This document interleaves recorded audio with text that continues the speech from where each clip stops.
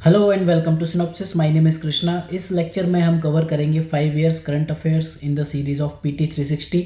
Social issues से start करते हैं। उसका पार्ट 1 वुमेन इश्यूज जो होते हैं प्रीलिम्स के लिए। इसमें आपको ध्यान रखना है जो सोशल इश्यूज़ का पीटी होता है उसमें मेन जो पार्ट होता है वो मेनली मेंस के लिए ज़्यादा रेलेवेंट है, प्रीलिम्स के लिए कम है। बट क्योंकि कई बार गवर्नेंस से रिलेटेड इश्यूज पूछ लेता है तो इन चीज़ों का आपको थोड़ा थोड़ा आइडिया होना चाहिए प्रीलिम्स के लिए। और जैसे कि इनको आप मेंस के लिए भी यूज़ कर सकते हो। कैसे यूज़ करना है I have already told you yesterday कि इसमें बस आप एनालिटिकल पार्ट ऐड करोगे and it is done for mains. ठीक है, तो this is me Krishna and this is some information related to offline batches, 3 months prelims, 3 months mains and optional. तो आप हेड ऑफिस विजिट कर सकते हो या फिर कॉल कर सकते हो।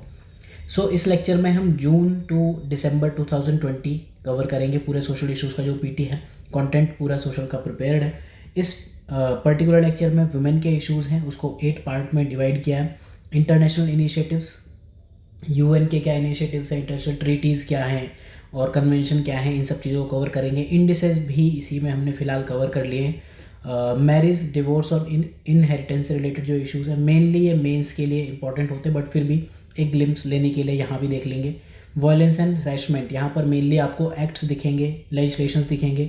नेशनल इनिशिएटिव्स, यहाँ पर मेनली पॉलिसीज़ होती हैं, वो यहाँ पर स्कीम्स रिलेटेड टू वुमेन में भी कवर करते हैं। मदरहुड, इससे रिलेटेड चाइल्ड रेयरिंग हो गया, सरोगेशी हो गया, अबॉर्शन, ये सारी चीज़ें देखनी है। Women education, then health, then schemes related to women. तो ये सब चीज़ें हम कवर करेंगे। स्टार्ट करेंगे इस लेक्चर को।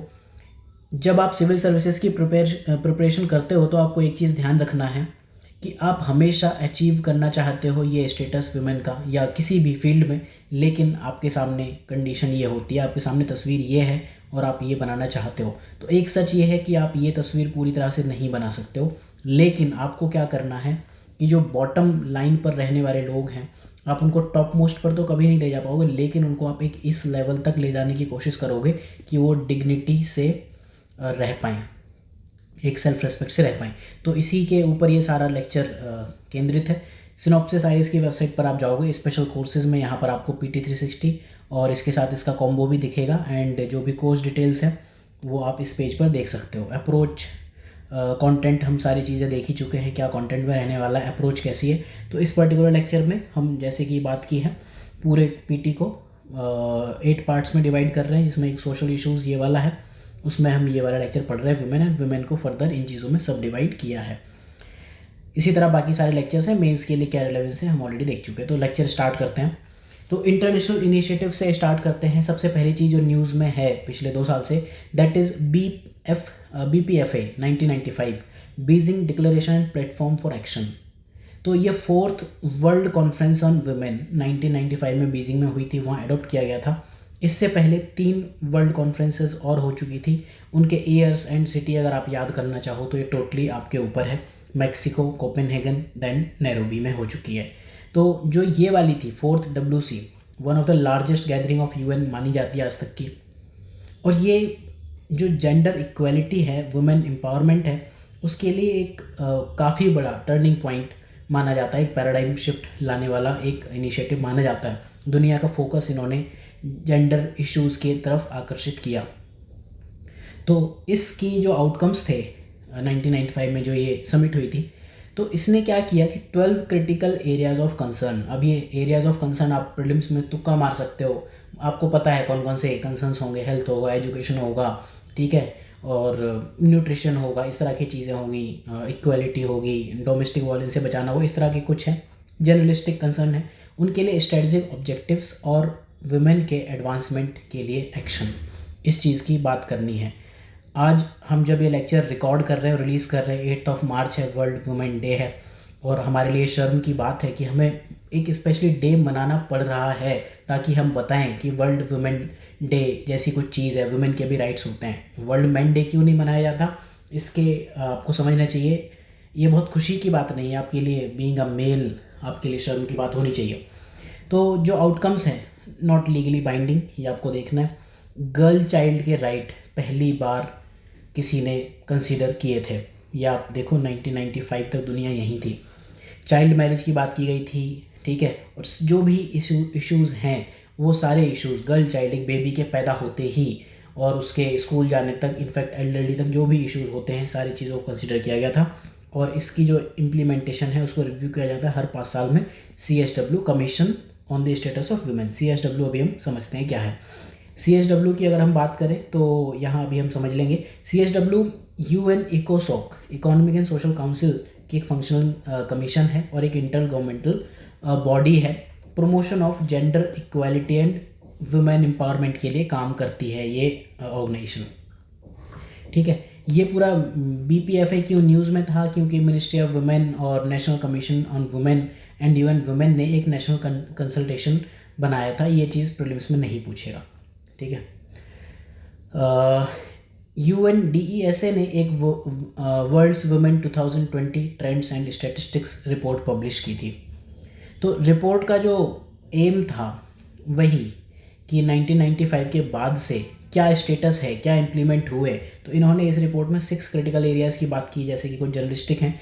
2 एरियाज़ जिन पर मैं आपका ध्यान लाना चाहूँगा, वन इज़ एसेट ओनरशिप। एक वुमेन को सोसाइटी में क्या मिलता है, आपके फादर से, आपकी मदर से इनहेरिटेंस, और आपके हस्बैंड से, आपके बच्चों से, वो एसेट ओनरशिप मिसिंग है वर्ल्ड वाइड। तो उसके ऊपर ये रिपोर्ट अपना ध्यान लगाती है। डिसीजन मेकिंग में भी वुमेन का रोल, बाकी एक जर्नलिस्टिक पॉइंट्स पर ये बात करता है। हालांकि ये पॉइंट प्रीलिम्स में नहीं पूछेगा, प्रीलिम्स में मैक्सिमम ये इन्फॉर्मेशन पूछ सकता है। UN वुमेन की अगर हम बात करें 2011 से ये ऑपरेशनल है। जेंडर इक्वालिटी और एम्पावरमेंट ऑफ वुमेन के लिए है। SDG वुमेन के लिए रियलिटी बनाने पर काम करता है और equal participation in all aspects of life. UN women ये चाहती है कि दुनिया में वुमेन को मैन के इक्वल हम लेके आएँ।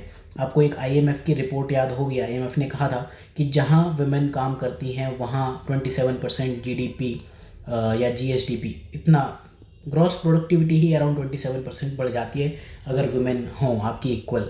तो उन सब चीज़ों के लिए काम करता है UN वुमेन। देन एक कन्वेंशन है, इसे international bill of rights for women भी कहते हैं, CEDAW, ठीक है। UN convention on the elimination of all forms of discrimination against women. किसी भी तरह का डिस्क्रिमिनेशन है उसको रोकने के लिए, उसको ख़त्म करने के लिए ये UN कन्वेंशन है, 1979 में आया था और इसको बिल ऑफ राइट्स कहा जाता है वुमेन के लिए। अब इसको 189 कंट्रीज़ रेटिफाई कर चुकी हैं, India is a member. US और पलाऊ इन्होंने सिग्नेचर तो किया लेकिन रेटिफाई नहीं किया। आप एक चीज़ देखोगे, यूनाइटेड स्टेट्स, इनफैक्ट जो पिछले 4 साल थे ट्रंप के, उस टाइम भी US ने काफ़ी सारी चीज़ों से क्विट किया। पेरिस से IMF को फंडिंग के ऊपर इश्यूज़ हुए, WHO को फंडिंग के ऊपर इश्यूज़ हुए, बहुत जगह से USA ने क्विट किया।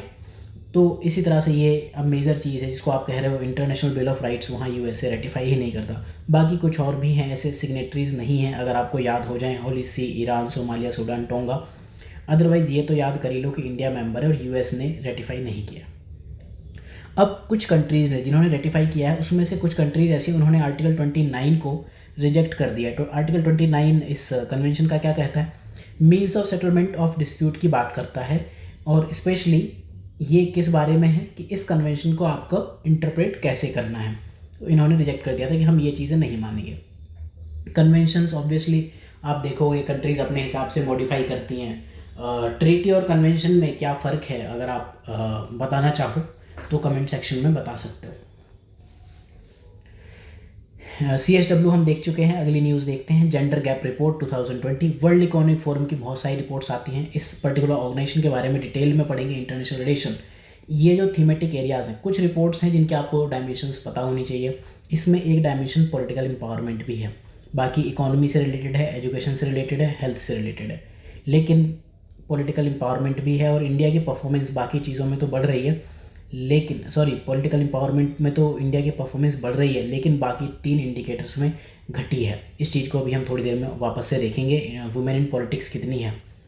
इंडिया में 18.5% वुमेन कैबिनेट में है, अराउंड हर 5 में से 1 वुमेन कैबिनेट में है, और एशियन एवरेज से तो कहीं ज़्यादा है।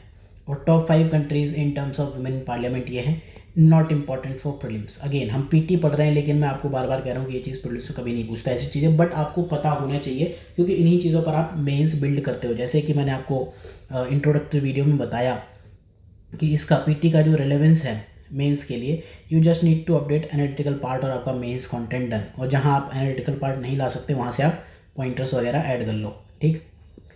तो वर्ल्ड इकोनॉमिक फोरम के बारे में डिटेल में पढ़ने से पहले यहाँ एक बार वापस से देखते हैं कि नॉट फॉर प्रॉफिट ऑर्गेनाइजेशन है, जेनेवा स्विट्ज़रलैंड में हेडक्वार्टर है, 1971 में बना है। अब आप एक चीज़ देखोगे, मैक्सिमम जो मेजर ऑर्गेनाइजेशंस हैं वर्ल्ड की, उनके हेडक्वार्टर स्विट्ज़रलैंड में या नैरोबी में मिलते हैं। आप ये देखोगे यूएन खुद भी एक फॉर्म का डिस्क्रिमिनेशन कर देता है कई बार। इन्होंने ऐसी कंट्रीज़ में हेडक्वार्टर्स बनाए हैं जहाँ पर क्लाइमेट अच्छा है, ठीक है। खैर वो एक अलग इशू है, अभी फ़िलहाल न्यूज़ में नहीं है, पहले कभी होता था।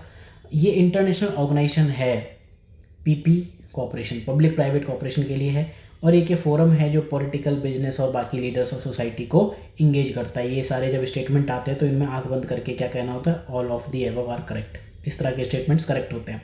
आप कभी नहीं कह सकते कि वर्ल्ड इकोनॉमिक फोरम ऐसी फोरम इंगेज है, बाकी दूसरी फोरम भी ऐसे ही इंगेज कर सकती है। अगली जो न्यूज़ है, यूएनडीपी ने एक इंडेक्स रिलीज़ किया था, जेंडर सोशल नॉर्म्स इंडेक्स। तो ये बेसिकली जो ये बताता है how social beliefs obstruct gender equality. Society में जो चीज़ें मानी जाती हैं उनकी वजह से जेंडर इक्वालिटी अचीव नहीं हो पा रही है। तो उन चीज़ों के, उन टैबूज़ के वजह से जो भी इश्यूज आते हैं वो इस रिपोर्ट में बात की गई है, जैसे पॉलिटिक्स, वर्क, एजुकेशन में। तो इनका जो मेजर फाइंडिंग ये थी, तो उन्होंने कहा कि despite closing gender inequality in basic areas, जो बेसिक एरियाज़ हैं वहाँ तो इनइक्वालिटी कम हो रही है, लेकिन काफ़ी सारे पावर गैप बचते हैं। पावर गैप का पावर कहाँ से आती है, पॉलिटिक्स से या फिर पैसा यानी कि कॉरपोरेट से। तो वुमेन के पास पावर नहीं है। अभी लोगों ने एजुकेशन और हेल्थ देना तो शुरू कर दिया। अब आप इसको इंडिया से कंपेयर करो, इंडिया में क्या है कि पॉलिटिकल एम्पावरमेंट बढ़ रहा है, बाकी चीज़ों में हम लोग लैग कर रहे हैं। तो इन रिपोर्ट्स की फाइंडिंग को आप एस्से में कोट कर सकते हो कि ये चीज़ एस्से में ऐसा कहा गया है और बाकी इस रिपोर्ट में ऐसा कहा गया। बाकी प्रीलिम्स के लिए तो मैक्सिमम ये 2 लाइंस इंपॉर्टेंट हैं, किसने रिलीज़ किया, किस बारे में है। देन एक SDG जेंडर इंडेक्स, ये नॉट इम्पॉर्टेंट बट फिर भी इक्वल मेजर्स 2030 एक ऑर्गेनाइजेशन उन्होंने दिया। इन्होंने ये बताया कि इंडिया वाला एशिया और पैसिफिक में भी नीचे से टॉप करता है। हम हमेशा ही सोशल इंडेक्सेस में नीचे से टॉप ही करते हैं। तो दूसरी जो पार्ट है, हेडिंग है, that is marriage, divorce and inheritance से रिलेटेड है। तो मैरिज डिवोर्स से रिलेटेड जो सबसे बड़ा इशू पिछले कुछ सालों में चल रहा है, that is Muslim women protection of right and marriage act, तलाक से रिलेटेड, और हिंदू में जो चल रहा है वो इनहेरिटेंस से रिलेटेड चल रहा है। तो दोनों चीज़ों को हम यहाँ डिस्कस करेंगे। इस एक्ट में देखते हैं 2019 में जो 19 का एक्ट था, इसने 1986 से एक्ट को रिप्लेस किया। ये वाला जो 86 का एक्ट था, शाह बानो केस हुआ था 1985 में, उसके बाद बनाया गया था। तो इस एक्ट के क्या प्रोविजंस हैं। पहली चीज़, तलाक बिदत, जहाँ फ़ोन पर या इंस्टेंटली 3 बार कह दिया जाता है कि आज से तुम हमारे नहीं, उस प्रैक्टिस को वॉइड और इलीगल बताता है और कॉग्निजेबल क्रिमिनल ऑफेंस बताता है। 3 साल तक की आपको सज़ा हो सकती है और फाइन भी लगाया जा सकता है, ठीक है।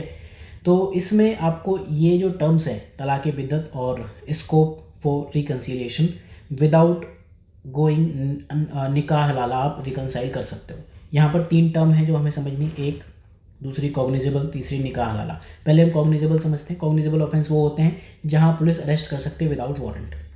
अब ज़रा ये पहले इस बिल में आगे जाने से पहले इन टर्म्स के मीनिंग समझते हैं कि तलाक बिदत क्या है और निकाह हलाला क्या है। आपको पता होना चाहिए, प्रीलिम्स में, मेंस में कहीं नहीं पूछेगा, बस आपको पता होनी चाहिए ये चीज़ है। तलाक बिदत है, एक तलाक सुन्नत है, एक है निकाह हलाला। तलाक बिदत है जब एक किसी मैन ने कह दिया 3 बार बैठ के या फ़ोन पर या लिख दिया या टेक्स्ट मैसेज भी कर दिया, तो डिवोर्स इमीडिएट और इररिवोकेबल है। एक बार हो गया, ठीक। अगर वापस आना चाहते हो तो निकाह हलाला करना पड़ेगा।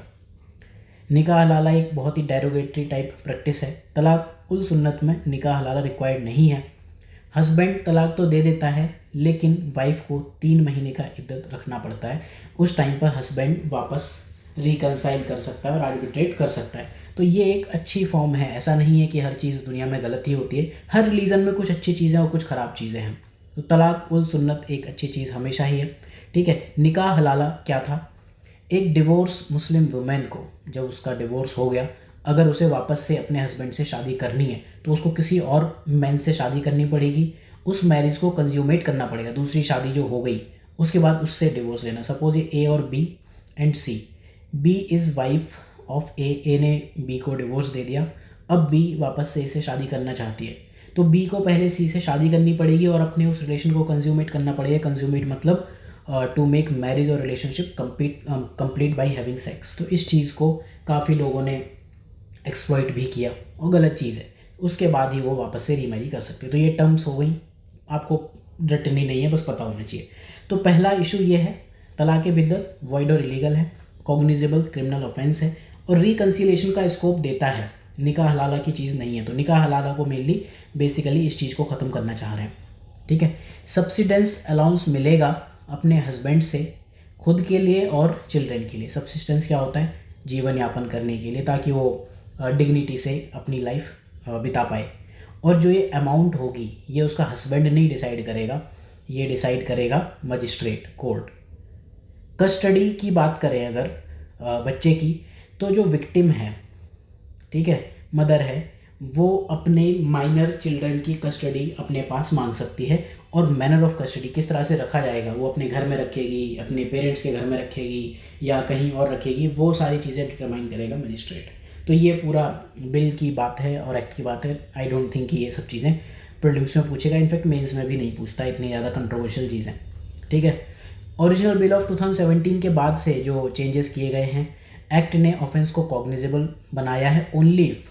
2017 में जो बिल आया था वो तो बिल्कुल ही उन्होंने कहा था कॉग्निजेबल है, बट अभी जो इसमें अमेंडमेंट हुए 2020 में जो एक्ट आया, ये सिर्फ और सिर्फ तभी कॉग्निजेबल है अगर विक्टिम वुमेन या उसका रिलेटेड, चाहे वो ब्लड से उसका रिलेटेड हो या मैरिज से, वो लोग पुलिस कंप्लेन फाइल करते हैं।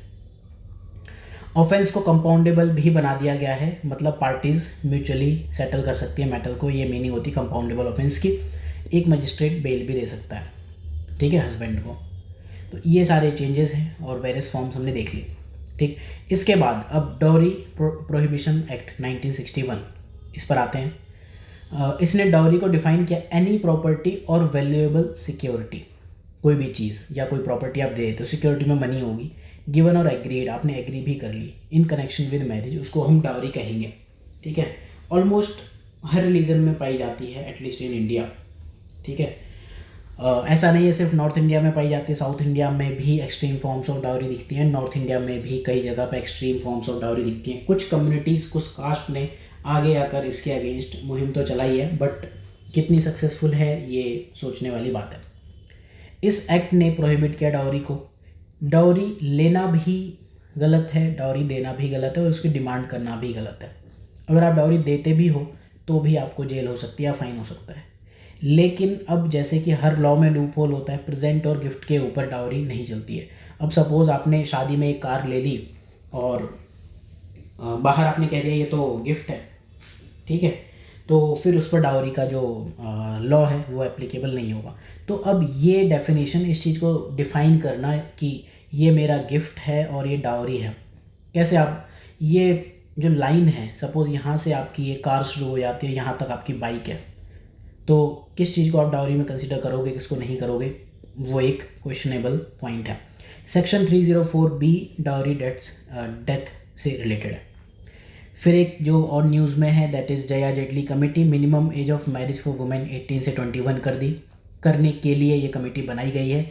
ये कमेटी स्टडी करेगी age of marriage and motherhood, दोनों चीज़ों की स्टडी करेगी, वुमेन के हेल्थ से, मेंटल एंड मेडिकल वेलबींग से, nutrition status of mother and child, दोनों चीज़ों से लेकर बेसिकली राइट टू इक्वलिटी की बात करना ये चाह रहा है, ठीक है।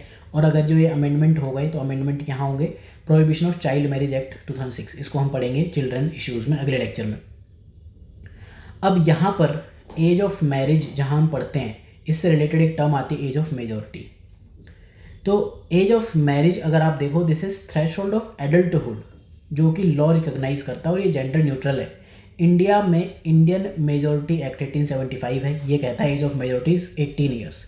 अगर आप 18 साल के हो तो आप माइनर नहीं हो, मेजर कहलाओगे, ठीक है। मेजर थोड़ा सा कंफ्यूजिंग टर्म है, लेकिन माइनर्स आपको पता है 18 साल से छोटे बच्चे।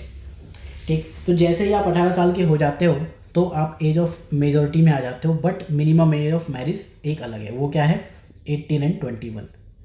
तो माइनर्स के पास जैसे ही 18 से ऊपर हो तो लीगल कंट्रोल आ जाता है अपने खुद के एक्शन पर, खुद के ऊपर और डिसीजंस पर, और जो भी पेरेंट्स या गार्जियन का कंट्रोल है उनके ऊपर उसको टर्मिनेट कर देता है। अब के बाद पेरेंट्स की या गार्जियन की लीगल रिस्पॉन्सिबिलिटी नहीं रहती, आप कुछ भी करने के लिए फ्री हो, खुद से कर सकते हो। एक और टर्म जो आती है रिलेटेड इसी से, that is age of consent. ये भी आपने कई बार पढ़ी होगी, सुनी होगी। एज ऑफ कंसेंट ये है कि legally competent to consent to sexual act. ठीक है, कोई 10 साल का लड़का या लड़की ये नहीं कह सकता कि मतलब आई एम लीगली कॉम्पिटेंट। ठीक है, इंडिया में age of consent I think 16 है, इसको 18 पर चलाने की बात की जा रही है। अब क्या प्रोग्रेस है ये तो आपको ध्यान देना पड़ेगा। तो एज ऑफ कंसेंट से रिलेटेड ये इशू है कि कोई एडल्ट अगर किसी ऐसे बंदे के साथ सेक्सुअल एक्टिविटी करता है जो कि आपका एज ऑफ कंसेंट पे नहीं आया है विद सच अ पर्सन, ठीक है, तो वो एडल्ट लीगली क्लेम नहीं कर सकता कि सेक्सुअल एक्टिविटी कंसेंशुअल थी, मतलब सहमति से हुई थी, ये चीज़ नहीं हो सकती। ठीक है, इस तरह की जो एक्टिविटी है उसको आप चाइल्ड सेक्सुअल एब्यूज़ या फिर स्टैट्यूटरी रेप के अंडर लेकर आओगे। तो ये term age of consent, age of majority and age of marriage 3 अलग अलग टर्म है, इनमें आपको कंफ्यूज नहीं होना है। Then Hindu women's inheritance right, supreme court का एक जजमेंट है जो अभी आया, तो वो राइट टू इक्वलिटी की बात करता है इस जजमेंट में। तो कोर्ट ने क्या कहा इस जजमेंट में, Hindu women has a birth right to be a joint heir. जो भी आपके जो पैतृक संपत्ति है, एंसेस्ट्रल प्रॉपर्टीज़ हैं, उसमें बर्थ राइट है वुमेन का at par with male heirs. ठीक है, जितना एक लड़के को अपने फादर की प्रॉपर्टी पर राइट है उतना ही एक लड़की को भी है। और ये इस चीज़ पर डिपेंड नहीं करता कि उसके फादर 2005 में अलाइव थे या नहीं जबकि ये एक्ट बनाया गया था। थर्ड लाइन को समझने के लिए आपको बैकग्राउंड समझना पड़ेगा। This background is not important from prelims point of view. Background ये है, प्रीलिम्स के लिए आप ये रख सकते हो कि हिंदू सक्सेशन एक्ट 1956 ये इंडिया में सक्सेशन एंड इनहेरिटेंस को गवर्न करता है, लेकिन ये सिर्फ मेल को ही लीगल हेयर्स की तरह कंसिडर करता है, फीमेल को नहीं करता। मतलब इन्होंने यहाँ डिस्क्रिमिनेशन कर दिया था। 2005 में ये वाला सेक्शन 6 है, इसको अमेंड किया और इन्होंने कहा कि डॉटर को पार्टनर बन सकती है बाई बर्थ। ठीक है, डॉटर ऑफ अ को पार्टनर इज ऑल्सो अ को पार्टनर बाई बर्थ। को पार्टनर मतलब हम वारिस। ठीक है, सेम प्रॉपर्टी के अगर 3 वारिस हैं इक्वली डिवाइडेड बाई 3, अगर किसी के 6 ब्रदर्स हैं प्लस 1 सिस्टर है तो उसकी प्रॉपर्टी के 7 हिस्से होंगे, इसने ये कहा था। ठीक है, सेम उसी तरह से जिस मैनर में सन को दी जाती है। ठीक, ये 2005 में अमेंडमेंट हुआ था। 2015 में प्रकाश वर्सेस फूलवती केस हुआ, तो इन्होंने ये कहा कि जो 2005 का ये अमेंडमेंट है इसके जो बेनिफिट्स हैं वो सिर्फ लिविंग डॉटर्स को दिए जा सकते हैं जिसके कि लिविंग को पार्टनर यानी कि फादर भी लिविंग हों। ठीक, और ये चीज़ आ गई थी अमेंडमेंट जिस डेट को फोर्स में आया था, उस डेट से ये कोर्ट ने कह दिया कि ये चीज़ वैलिड है। इशू क्या हुआ कि ये जो 2005 का लॉ है इसने इक्वल राइट तो दे दिए वुमेन को, लेकिन क्वेश्चंस आए कि लॉ रेट्रोस्पेक्टिव आएगा या नहीं। इन्होंने तो ये कहा था कि लॉ उसी डेट से आएगा, यानी कि सितंबर 2005 से। और दूसरी चीज़ क्या है कि राइट ऑफ वुमेन डिपेंड इस चीज़ पर करेंगे क्या कि लिविंग स्टेटस ऑफ फादर है कि नहीं। ठीक है, इन्होंने क्या कहा था, लिविंग डॉटर ऑफ लिविंग को पार्टनर। मतलब इस केस में इन्होंने ये कहा था कि अगर फादर जिंदा है तभी उसकी जीवित डॉटर को ही राइट्स मिल पाएंगे। तो ये इश्यूज आ रहे थे, different benches of supreme court ने कॉन्फ्लिक्टिंग व्यूज़ लिए थे। अब रिसेंटली कोर्ट ने ये कहा है कि शेयर ऑफ फादर, ठीक है, चाहे उसकी डेथ कभी भी हुई हो, will also pass to his daughter. तो प्रीलिम्स के लिए ये सब चीज़ें नहीं पढ़नी है, इसमें से आप मैक्सिमम प्रीलिम्स के लिए सेक्शन 6 याद कर सकते हो, ये याद कर सकते हो, एंड प्रीलिम्स के लिए आप ये चीज़ याद रख सकते हो आर्टिकल 21 के अंडर, इससे ज़्यादा क्वेश्चन नहीं पूछेगा। ठीक है, तो मेनली मेंस का इशू है जो हम पीटी में पढ़ रहे हैं। को पार्टनर की जो डेफिनेशन है दैट इज़ मीनिंग हिंदी में हम वारिस होती है जो इक्वली शेयर करता है inheritance of an undivided state. ठीक है, ये हिंदू सक्सेशन एक्ट 1956 की अगर हम बात करें तो अगर कोई बंदा इंडिविजुअल पैदा हो जाता है हिंदू अनडिवाइडेड फैमिली में तो फिर वो बाई बर्थ ये राइट हासिल कर लेता है। एडल्ट्री से रिलेटेड चीज़ें न्यूज़ में रहती है, अभी रिसेंटली वापस से ये चीज़ न्यूज़ में थी कुछ दिन पहले। एडल्ट्री का मतलब कि एक मैरिड पर्सन ने दूसरे मैरिड पर्सन से सेक्सुअल रिलेशंस बना लिया, एक मैरिड मेल ने दूसरी मैरिड फीमेल से रिलेशन बना लिया, that is known as adultery. ठीक है, एडल्ट्रेशन एक अलग चीज़ है, उसका मतलब होता है मिलावट। ठीक है, जैसे ऑयल में आपने किस चीज़ की मिलावट कर दी। तो करंट लीगल स्टेटस की बात करें तो ये क्रिमिनल ऑफेंस तो नहीं है एडल्ट्री, आप कर सकते हो, आपके राइट्स में आता है, you can do what ever you want. अगर आप 18 साल से छोटे हो, 18 साल से बड़े हो और दूसरा बंदा एज ऑफ कॉन्सेंट से बड़ा है। लेकिन सिविल इश्यूज़ के लिए तो ये ग्राउंड हो सकता है, डिवोर्स इस बेस पर हो सकता है। क्रिमिनल ऑफेंस नहीं है लेकिन सिविल ऑफेंस माना जा सकता है। ठीक है, और कोर्ट ने अभी रिसेंटली ये भी कहा कि adultery is not accepted on moral ground in 3 चीज़ों में। सेंट्रल और सिविल सर्विसेज एक्ट है, कोई बंदा सर्विस में है तो भी वो आपका एक्सेप्ट नहीं किया जाएगा, आर्मी एक्ट में भी नहीं। अगर आप ऐसा करते हो तो unbecoming the member of services की तरह आप काउंट किए जाओगे। अगले टॉपिक पर आते हैं, that is violence and harassment. जो इसमें पहली न्यूज़ है that is protection of women from domestic violence act, इसको शॉर्ट में डीवी एक्ट भी कहते हैं, डीवी एक्ट 2005। ये यूएन कन्वेंशन ऑन CEDAW जो अभी हमने पढ़ा था उस पर बेस्ड है। इंडिया इस कन्वेंशन को 1993 में रेटिफाई कर चुका है ऑलरेडी।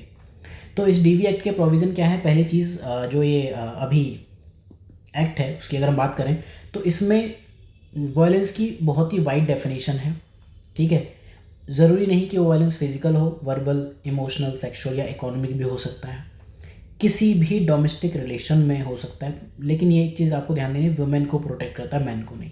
ठीक है, डोमेस्टिक रिलेशन में चाहे वो मैरिड वुमेन हो, मदर हो, सिस्टर हो, डॉटर हो, दादी हो, एनीवन, और इनफैक्ट लिव इन रिलेशनशिप में रहने वाली वुमेन को भी प्रोटेक्ट करता है। रिसेंटली ये चीज़ कोर्ट ने कही है और बाद में एक्ट में भी डाल दी गई। लेकिन जो शादी के बाद रेप होते हैं, ठीक है, मैरिटल रेप, उस केस में एक्सक्लूडेड है, वहाँ उसको आप डीवी के अंदर नहीं ला सकते। ठीक, विक्टिम को फाइनेंशियल कंपनसेशन मिल सकता है और उनको मेंटेनेंस भी दिया जा सकता है अगर वो अलग रह रहे हैं। ठीक है, राइट टू सिक्योर हाउसिंग ये भी दी जा सकती है और दी जाएगी। राइट टू रिसाइड दिया जाता है, कहाँ, मैट्रिमोनियल या शेयर्ड हाउस होल्ड, चाहे उसका उस घर में कोई नाम हो या फिर कोई राइट हो चाहे ना हो, आपको उनको रहने के लिए, अपने घर की वुमेन को रहने के लिए घर देना पड़ेगा, अपने ही इक्विवेलेंट, जिस तरह से आप रह रहे हो, जिस तरह का स्टेटस आप मेंटेन कर रहे हो, उसी तरह का स्टेटस आपको अपने घर की वुमेन के लिए भी मेंटेन करना पड़ेगा। ठीक, इस चीज़ के लिए ऑर्डर दिया जाता है, रेजिडेंस ऑर्डर। इस राइट को सिक्योर करने के लिए रेजिडेंस ऑर्डर कोर्ट पास करता है, मजिस्ट्रेट पास करता है प्रोटेक्शन ऑर्डर। ठीक है, प्रोटेक्शन ऑफिसर या एनजीओ की हेल्प ली जा सकती है लीगल एड के लिए, मेडिकल एग्जाम या फिर शेल्टर के लिए। पनिशमेंट की जो फॉर्म है इम्प्रिजनमेंट या फाइन दोनों है। ठीक है, और इसमें एक चीज़ और है कि आपकी इन्फॉर्मेशन छिपा ली जाएगी अगर आपके पास, आप कहीं जाके कंप्लेन कर देते हो, आपको वैलिड रीजंस हैं ये बिलीव करने के लिए कि या तो एक्ट ऑफ डोमेस्टिक वायलेंस कहीं हो रहा है या कहीं हो सकता है। ठीक है, तो आप सीधे जाके प्रोटेक्शन ऑफिसर को इन्फॉर्म करो और आपकी जो आइडेंटिटी है वो छिपा के रखी जाएगी। फिर एक चीज़ जो लगातार न्यूज़ में रहती है that is IPC section 498A, husband और उसके रिलेटिव्स के लिए अप्लाई होती है, जो कि क्रूअल टू वुमेन है, हस्बैंड के लिए भी। यहाँ पर आप डीवी एक्ट में भी एक क्रिटिसिज्म देखोगे कि this is not gender neutral, यहाँ पर आप एक चीज़ देखोगे वुमेन को ही प्रोटेक्ट करता है, तो इसके क्रिटिसिज्म में भी दिखता है। ठीक है, इसी तरह जो SHW एक्ट है उसमें भी ये सारे क्रिटिसिज्म है। ठीक, सुप्रीम कोर्ट ने फिलहाल रिस्टोर कर दिया इमीडिएट अरेस्ट प्रोविजन, मतलब इमीडिएटली अरेस्ट किया जा सकता है। अब SHW एक्ट 2013 विशाखा गाइडलाइन जो 1998 में जो दी थी सुप्रीम कोर्ट ने, उसके ऊपर बेस्ड है। कोर्ट ने तब कहा था कि लॉ बनाओ, पार्लियामेंट ने 2013 में लॉ बनाया, लगभग 15 ईयर्स बाद, Vishakha guidelines. Sexual harassment of women at work place, ठीक, 2013 का एक्ट है। की फीचर्स क्या है, इन्होंने SHW को पहले तो डिफाइन किया है और उसके लिए रिड्रेसल ऑफ कंप्लेंट के लिए मैकेनिज्म बनाया, डेफिनेशंस बढ़ाई है। एग्रेवेटेड जो वुमेन है, ऑल वुमेन, सभी वुमेन को कवर करता है, irrespective of age, employment status, organised sector है या अनऑर्गेनाइज्ड है, पब्लिक प्राइवेट सेक्टर है, क्लाइंट्स भी आपके हो सकते हैं, डोमेस्टिक वर्कर, कस्टमर, ये सब लोग भी हो सकते हैं। ठीक है, quid pro quo harassment included है। What is this term quid pro quo? Quid pro quo का मतलब होता है समथिंग फॉर समथिंग। जैसे आपने कहा कि मैं आपको जॉब दे दूंगा, आप सेक्सुअली मेरे साथ कमिटेड हो। ठीक है, सो इस तरह की चीज़ों को भी इंक्लूड करता है ये SHW एक्ट। ठीक, लेकिन साथ में सेफ गार्ड्स देता है फॉल्स और मेलिशियस चार्जेस के लिए। अब यहाँ दो चीज़ें बनाई जाएंगी, एक है इंटरनल कंप्लेंट कमेटी, एक है लोकल कंप्लेंट कमेटी, और एक है in fact additional local complaint committee. तो जो इंटरनल कंप्लेंट कमेटी है ये बनाई जाएगी हर प्राइवेट और पब्लिक सेक्टर में जहाँ 10 या 10 से ज़्यादा एम्प्लॉयज़ हैं। अगर 10 से कम एम्प्लॉयज़ हैं तो फिर लोकल कंप्लेंट कमेटी ये स्टेट बनाएगा, ठीक है। या तो 10 से कम एम्प्लॉयज़ हैं या फिर एम्प्लॉयर के अगेंस्ट ही ऐसी कोई कंप्लेन है। और एडिशनल एक कमेटी बनाई जाएगी ब्लॉक लेवल पर। आईसीसी सबसे ज़्यादा इंपॉर्टेंट ये चीज़ है, अगर 10 से ज़्यादा एम्प्लॉयज़ हैं तो इसके पास पावर ऑफ सिविल कोर्ट है, समन कर सकता है, डिस्कवर कर सकता है, काफ़ी सारी चीज़ें मांग सकता है। और इसमें वुमेन एनजीओ के मेंबर्स भी होने चाहिए आईसीसी में। क्रिटिसिज्म ऑफ एक्ट, अगेन वही चीज़ है कि जेंडर न्यूट्रल लेजिस्लेशन नहीं है, सिर्फ और सिर्फ वुमेन को प्रोटेक्ट करता है। मतलब आप मेल के साथ में सेक्सुअल हैरेसमेंट कर सकते हो, ये इसका क्रिटिसिज्म है, उस चीज़ को ये कवर नहीं करता, ठीक है। एग्रीकल्चरल वर्कर और आर्म फोर्सेस भी इसमें कवर नहीं है। डोमेस्टिक वायलेंस के ऊपर कुछ जजमेंट देख लेते हैं। पहली चीज़, डोमेस्टिक वायलेंस एक्ट डिवोर्स के बाद भी एप्लीकेबल है। सुप्रीम कोर्ट ने डीवी एक्ट से एडल्ट मेल टर्म को हटा दिया है, उनके ऊपर ये अभी तक केस हो सकता था, अब वुमेन भी अगर वुमेन के ऊपर वायलेंस करती हैं तो भी किया जा सकता है। जेंडर न्यूट्रल लॉ बनाने की कोशिश कर रहे हैं, तो इसकी कुछ लोगों ने इंटरप्रिटेशन ये भी की है कि वुमेन अगर मैन के अगेंस्ट भी क्राइम करती है तो उसको भी इंक्लूड करोगे। देन जो मेंटेनेंस आप दोगे, ठीक है, वो सिर्फ इस चीज़ पर डिपेंड नहीं करेगा कि she is unable to maintain herself, ठीक है। आप सिर्फ और सिर्फ तभी नहीं दोगे। मोस्टली लोगों ने क्या कहा कि वो तो अच्छा कमा खा रही है तो मैं उसे मेंटेनेंस क्यों दूँ, तो दिल्ली हाई कोर्ट ने कहा था कि maintenance doesn't depend on wife's earning, आपको मेंटेनेंस देना पड़ेगा चाहे वो कमाती हो या ना कमाती हो। और सिमिलरली एक जजमेंट है ब्रदर इन लॉ जो है उसके ऊपर भी मेंटेनेंस पे करने की रिस्पॉन्सिबिलिटी है, लाइबिलिटी है। तो ये केसेस कभी प्रीलिम्स में नहीं पूछता है, प्रीलिम्स में ये सब पूछ लेगा। स्वाधार गृह scheme 2015 ministry of women and child development इसके अंदर आती है और स्टेट या यूटी इम्प्लीमेंट करेंगे। ये रिलीफ एंड रिहेबिलिटेशन के लिए इंस्टीट्यूशन सपोर्ट देती है वुमेन को जो कि विक्टिम है वायलेंस के, सेक्सुअल हैरेसमेंट के और डिफरेंट डिफ़िकल्ट सर्कमस्टांसेस के। तो इसे हैं स्वाधार गृह, स्वाधार, ठीक है, खुद से, सेल्फ, आत्मनिर्भर, गृह मतलब घर, इस तरह से आप याद कर सकते हो। देन कुछ नेशनल इनिशिएटिव्स देखते हैं। नेशनल कमीशन फॉर वुमेन, इस साल इसमें मेंस में भी क्वेश्चन पूछा। दिस इज स्टैट्यूटरी बॉडी 1992 में बनाई गई थी, एक्ट से बनाई गई थी। एक चेयरपर्सन है, 5 मेंबर्स है और ये सब जो लोग हैं सेंट्रल गवर्नमेंट अपॉइंट करती है। मैंडेट इसके बिल्कुल ही जर्नलिस्टिक मैंडेट्स हैं। सेफ गार्ड करेगा वुमेन राइट को, प्रॉब्लम को स्टडी करेगा, उनके ऊपर रिकमेंडेशन देगा, फंडिंग देगा और उनके लिए जो केसेस होंगे वो करेगा। तो ये सब जर्नलिस्ट स्टेटमेंट है, आपको ये चीज़ें पता होनी चाहिए। मेनली ये 3 पॉइंट आपको पता होनी चाहिए प्रीलिम्स के लिए। वुमेन इन टेरिटोरियल आर्मी, इस चीज़ को लेकर काफ़ी डिबेट चली। टेरिटोरियल आर्मी क्या है? Voluntary forces of civilian in uniform, आप भी टेरिटोरियल आर्मी ज्वाइन कर सकते हो, उसके लिए आपको रेगुलर आर्मी ज्वाइन करने की नीड नहीं है। इसको हम सेकंड लाइन ऑफ डिफेंस कहते हैं रेगुलर आर्मी के बाद, और ये पार्ट ऑफ रेगुलर आर्मी ही है, लेकिन काम है सिविल एडमिनिस्ट्रेशन में असिस्ट करना। तो अभी तक दिल्ली हाई कोर्ट ने ये कहा, टेरिटोरियल आर्मी एक्ट था 1948 का, उसका सेक्शन 6 ये कहता था ओनली गेनफुली एम्प्लॉयड मैन, सिर्फ और सिर्फ वही लोग ही टेरिटोरियल आर्मी के मेंबर बन सकते हैं, वुमेन नहीं। तो दिल्ली हाई कोर्ट ने कहा नहीं, ये राइट टू इक्वालिटी के खिलाफ है, वुमेन भी मेंबर बन सकती हैं। बट वुमेन को आर्मी में इंक्लूड करने पे कई सारे इश्यूज हो सकते हैं, मॉरल ग्राउंड्स पर हो सकते हैं, एथिकल ग्राउंड पर हो सकते हैं। वुमेन के सबऑर्डिनेट जो हैं वो उसकी अगर बात मानने से मना कर दें तो फिर क्या डिजास्टर्स हो सकते हैं आर्मी में, ये भी आप समझ सकते हो। तो ये सारे क्रिटिसिज्म हैं। इसमें एक क्रिटिसिज्म ये है कि individual should be well settled and employed. यहाँ क्या लिखा हुआ है? गेनफुली एम्प्लॉयड मैन, जिसके पास ऑलरेडी नौकरी है वही बंदा ये कर सकता है। दूसरा एज क्राइटेरिया भी दिया है, तीसरा वुमेन वाला इशू तो था ही, ठीक। इसी तरह एक और न्यूज़ थी कि काफ़ी सारे इश्यूज आपने देखे होंगे पिछले कुछ सालों में, ठीक है। साउथ इंडिया में टेम्पल्स में देखा गया, ठीक, मुंबई में देखा गया, मुंबई की दरगाह में देखा गया, काफ़ी सारी जगह देखा गया। अल्टीमेटली बॉम्बे हाई कोर्ट ने कहा at par with man, women को भी उसी तरह से आप एंट्री दोगे जैसे कि आप मैन को देते हो, चाहे वो शबरीमाला हो या वो शनि टेम्पल हो या फिर वो दरगाह हो।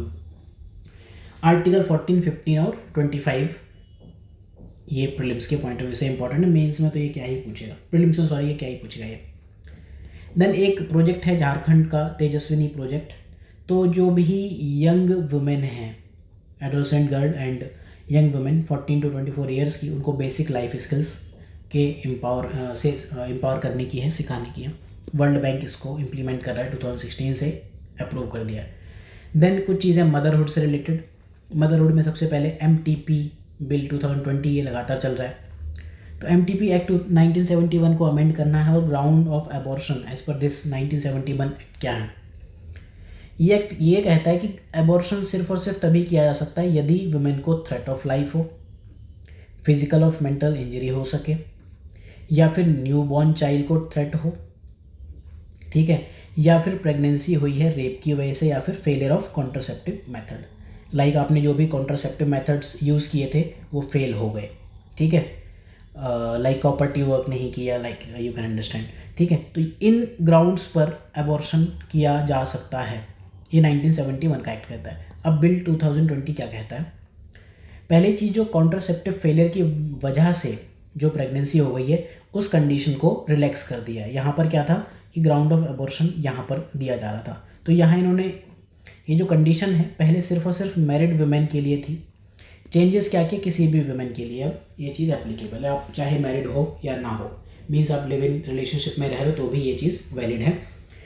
बाकी वुमेन जो मैरिड नहीं है वो भी मेडिकली टर्मिनेट कर सकती है प्रेगनेंसी को। दूसरी चीज़, ये जो 2020 बिल है स्पेशल कैटेगरी वुमेन SCW एक टर्म डिफाइन करता है, जिसमें ये कहता है SCW वो वुमेन है जो कि रेप सर्वाइवर्स हैं, या फिर इंसेस्ट यानी कि क्लोज रिलेटिव अगर सेक्सुअल रिलेशंस बनाते हैं उसकी विक्टिम, या फिर जो other vulnerable section like differentially abled या माइनर्स, तो उनको SCW में रखा जाएगा। और इनसे रिलेटेड क्या क्या कहा कोर्ट ने, ठीक है, वहाँ आप याद कर सकते हो प्रीलिम्स के लिए भी। पहले जो प्रेगनेंसी टर्मिनेट करने की लिमिट थी 20 वीक्स थी, अभी उसे बढ़ा के 24 वीक्स कर दिया है। और RMP एक बंदा होगा रजिस्टर्ड मेडिकल प्रैक्टिशनर, वो रिकमेंडेशन देगा टर्मिनेशन ऑफ प्रेगनेंसी की, कि टर्मिनेट कर सकते हैं कि नहीं, ठीक है। अगर 20 वीक तक की है, इसको मॉडिफाई कैसे किया है इस तरह से, अगर 20 वीक तक 20 वीक्स तक की प्रेगनेंसी है तो फिर एक RMP की ओपिनियन से काम चल जाएगा, लेकिन 2024 है तो 2 RMP की ओपिनियन लेनी पड़ेगी। इसके पहले क्या होता था, जो ये वाला फैक्ट है, RMP जहाँ भी 2 RMP रख दिए गए हैं उससे पहले कोर्ट के पास जाना पड़ता था, ठीक है। और अगर कभी जो भ्रूण है, फर्टल है, उसको एबनॉर्मलिटी दिखी सब्सटेंशियल फॉर्म में, तो 24 वीक की फॉर्म भी ये भी एप्लीकेबल नहीं है। उस चीज़ को फिर ये सब लोग नहीं डिटरमाइन करेंगे, उसे एक मेडिकल बोर्ड डिसाइड करेगा, डायग्नोस करेगा। और इस केस में जो वुमेन है उनकी प्राइवेसी मेंटेन की जाएगी। एक्सेप्शन है अगर कोई लॉ ही ऐसा ऑथोराइज करता हो, बताने के लिए आपको मजबूर करता हो। तो ये पुराने ग्राउंड्स आपको याद रखने हैं, और नए क्या क्या चेंजेस हैं, पहला ये, दूसरा ये SCW, तीसरा, चौथा, पाँचवा, छठा, 6 मेजर पॉइंट्स हैं। देन सरोगेसी की बात करते हैं। सरोगेसी से रिलेटेड जो डिटेल में चीज़ें हैं उसको हम ART साइंस टेक बायोटेक में पढ़ चुके हैं, वापस से पढ़ेंगे वहाँ PT में। तो सरोगेसी क्या है, एक अरेंजमेंट है। मेनली क्या होता है, एक वुमेन कैरी करती है दूसरी लेडी का चाइल्ड, ठीक है, इस इंटेंशन के साथ कि उस बच्चे को हैंड ओवर कर देगी उसके बर्थ के बाद। तो surrogacy often supported by a legal agreement, this is an arrangement, ठीक है। इंडिया कुछ ऐसी गिनी चुनी कंट्रीज़ में से है जहाँ पेड सरोगेसी लीगल है और फॉरेनर्स के लिए बैन कर दी गई थी। कुछ इश्यूज़ हुए थे, जापान का एक कपल था, उसका बेबी हुआ तो उसने लेने से मना कर दिया, उसके बाद से कोर्ट ने कहा कि इंडिया में बैन करो, इस चीज़ को ख़त्म करो। इसके कुछ टाइप्स हैं, एक है अल्ट्रुइस्टिक, दूसरी है कमर्शियल, तीसरी है जेस्टेशनल। अल्ट्रुइस्टिक मतलब सरोगेट मदर, अल्ट्रुइस्टिक में क्या होता है, दयावान, ठीक है, काइंड जेस्चर की वजह से आप कर रहे हो। सरोगेट मदर को आप कोई कंपनसेशन, कोई पैसा कुछ नहीं पे करोगे, सिर्फ और सिर्फ मेडिकल और इंश्योरेंस एक्सपेंसेस आप पे कर सकते हो। कमर्शियल सरोगेसी में क्या है, कंपनसेशन पेड है, सरोगेट मदर को कैश दे सकते हो, काइंड दे सकते हो, ठीक है, मेडिकल एक्सपेंसेस के अलावा, ठीक, मतलब आप उनको खर्चा दोगे, आप कहोगे कि मैं आपको 5 लाख रुपए देती हूँ या देता हूँ, आप मेरे लिए एक सरोगेट मदर बन जाओ मेरे बेबी के लिए। तीसरी जो सरोगेसी है, gestational surrogacy, child is not biologically related. इन दो केसेस में क्या है कि ट्रेडिशनल सरोगेसी जो एग हैं वो सरोगेट मदर के हैं, ठीक है, सिर्फ स्पर्म मेल के इंजेक्ट किए जाते हैं। लेकिन जो ये IVF है, ठीक है, इसमें दोनों ही चीज़ें बाहर से लेके आते हैं, ठीक है, एग्स भी और स्पर्म भी। IVF क्या होता है इसे हम साइंस टेक में डिटेल में पढ़ेंगे, बट फिलहाल आपको शॉर्ट में बता दो, नॉट बायोलॉजिकली रिलेटेड, मतलब ना तो एग्स मदर के हैं और ना ही स्पर्म तो खैर है ही नहीं जो रिलेटेड वो है, ठीक है। तो एम्ब्रियो बाहर हम एक एम्ब्रियो भ्रूण बनाते हैं IVF में, उसके बाद एग और स्पर्म को वापस से सरोगेट मदर की बॉडी में ट्रांसफ़र करते हैं। तो ये कुछ टाइप्स हैं, ये फिगर आप समझ सकते हो। देन सरोगेसी रेगुलेशन बिल 2019 जो आया, अल्ट्रुइस्टिक सरोगेसी को अलाउ करता है लेकिन कमर्शियल सरोगेसी बैन कर देता है। ये जो बिल है मतलब नहीं चलेगा, अभी बिल है, फाइनल पास नहीं हुआ। और कुछ लोगों को जो बैन की है, PIO, OCI और फॉरेनर्स को बैन कर दिया। सिंगल वुमेन, विडो और डिवोर्सी, इन लोगों के लिए भी परमिशन बैन कर दिया। साथ में एक चीज़ ये कहता है कि surrogate mother needs to be close relative of couple. अब इसको लेकर काफ़ी ज़्यादा इश्यूज़ हुए कि मतलब आपकी रिलेटिव ही है, अब आपके लिए बच्चे पैदा करेंगी तो उसका रिश्ता क्या कहलाएगा, ठीक है। तो ये सब एथिकल ग्राउंड्स पे इसमें डिबेट होती रहती हैं। देन इसके बाद इनफर्टिलिटी इस टर्म को डिफाइन भी किया, मतलब कौन लोग सरोगेसी कराएंगे, ऐसा नहीं कि कोई भी करा ले, ठीक है। वो कपल, उनको एक सर्टिफिकेट ऑफ इनफर्टिलिटी लेके आना पड़ेगा 5 साल तक, अगर वो बेबी पैदा नहीं कर पाए then only they can go for surrogacy. और सरोगेट मदर के लिए जो इंश्योरेंस कवर है वो 16 मंथ के लिए लिमिट कर दिया गया है, पूरा लाइफ टाइम कवर नहीं है। फिर मैटरनिटी बेनिफिट अमेंडमेंट एक्ट 2017, अभी रिसेंटली ये चीज़ वापस से न्यूज़ में थी। पैटर्निटी, विराट कोहली की जो बेबी हुई तो वो लीव लेकर चले गए। तो मैटरनिटी के साथ पैटर्निटी, आप एक चीज़ ज़रूर देखोगे सोशल इश्यूज़ में, जो एक न्यू टाइप ऑफ डिबेट आती है हमेशा, कि जो भी एक्ट्स हैं, लॉज है, रूल्स है, रेगुलेशंस हैं, वो जेंडर न्यूट्रल नहीं है, सिर्फ और सिर्फ वुमेन को कंसिडर करके बनाए गए हैं और इस चीज़ को काफ़ी ज़्यादा एक्सप्लॉइट भी किया गया है। इस वजह से ये सारी डिबेट आती है। तो maternity benefit amendment act full paid maternity leave 26 हफ्ते की देती है, 26 वीक्स की, पहले 12 वीक्स की देती है। 26 means 52 weeks in a year, 26 means half year, 181 days की लीव्स देती है। जो भी इस्टेब्लिशमेंट हैं जहाँ 10 या 10 से ज़्यादा वुमेन काम करती है वहाँ पर ये लीव्स दी जाती है, और 2 चिल्ड्रन के बाद भी लीव दी जाएगी 12 वीक्स की। इसके जो साइड इफ़ेक्ट हैं वो ये हुए कि लोगों ने प्रेग्नेंट वुमेन या फिर वुमेन को हायर करना कम कर दिया या कॉन्ट्रैक्ट पे डालने लगे। तो हर चीज़ के प्रोज एंड कॉन्स होते हैं, ठीक है। साथ ही अगर कोई 3 मंथ से छोटा बच्चा अडॉप्ट आप करते हो तो उसके लिए भी एप्लीकेबल है। कमीशनिंग मदर, जैसे कि सरोगेट मदर है, ठीक है, commissioning mother, biological mother who uses her eggs to create embryo, ठीक है, किसी दूसरी बॉडी में आप प्लांट करोगे तो कमीशनिंग मदर, उनके लिए भी एप्लीकेबल है। तो इस तरह से इस PT का जो वुमेन इश्यूज़ हैं सारी चीज़ें कवर हो गई हैं। वुमेन एजुकेशन से रिलेटेड चीज़ें मिनिस्ट्री ऑफ एजुकेशन लेक्चर में पढ़ेंगे, जो आएगा PT 364 गवर्नेंस, इसमें हम मिनिस्ट्री वाइज पढ़ेंगे। अराउंड 35 मिनिस्ट्रीज़ मेन हैं, उनके लेक्चर्स हम देख लेंगे। देन वुमेन हेल्थ से रिलेटेड जो मिनिस्ट्री है, मिनिस्ट्री ऑफ हेल्थ, वहाँ देखेंगे। और वुमेन से रिलेटेड जो स्कीम्स एंड पॉलिसीज़ हैं, ministry of women and child development, MOWCD, वहाँ देखेंगे। इस तरह से आज का लेक्चर ख़त्म होता है। ये लेक्चर जैसा कि मैं आपको बता चुका हूँ, वीडियोज़ यूट्यूब पर फ्री हैं, PDF पेड है। अगर आप इनको ज्वाइन करना चाहते हो then you can visit synopsisis.in। Price बहुत ज़्यादा नॉमिनल नहीं है, and I have already told you कि अगर आप ये पैसे भी नहीं पे करना चाहते हो तो आप एक कॉल कर देना, उसको भी पे करने की नीड नहीं है। देन PDF ऑफ जो मंथली करंट अफेयर्स है वो आप डाउनलोड कर सकते हो। दिसंबर एंड Feb का अपलोड ऑलरेडी कर दिया गया है, जनवरी का वी आर मेकिंग, तो आप उसको कंटिन्यू कर सकते हो। तो दिसंबर 20 तक तो हम PT पढ़ रहे हैं, उसके बाद से आप मंथली भी फॉलो कर सकते हो क्योंकि टाइम आपके पास कम होगा। और साथ में आप जो करंट अफेयर्स है उसकी हार्ड कॉपीज़ भी ले सकते हो, and you can visit Synopsis for other courses as well. तो अब इस लेक्चर पर मुझे आपके फीडबैक चाहिए, इस कोर्स पर फीडबैक चाहिए कि इसमें क्या इंप्रूवमेंट्स की नीड है, इसको कंटिन्यू किस वे में करना है और इफ़ेक्टिव है या नहीं है, और अगर इसमें आप कुछ इंप्रूवमेंट्स चाहते हो then you can also tell. तो यू कैन सी 44-45 मिनट्स में 5 साल के जो वुमेन इश्यूज़ हैं वो हमने कवर कर लिए। इस तरह से बस यही रिलेवेंस है Synopsis IAS का, ठीक है। तो मिलते हैं अगले लेक्चर में। Part 2 of this series is issues related to children, उसके बाद हम वल्नरेबल सेक्शंस कवर करेंगे। तो पार्ट 2 विल बी चिल्ड्रेन, और मिलते हैं अगले लेक्चर में। तब तक के लिए ध्यान रखिए, पढ़ते रहिए।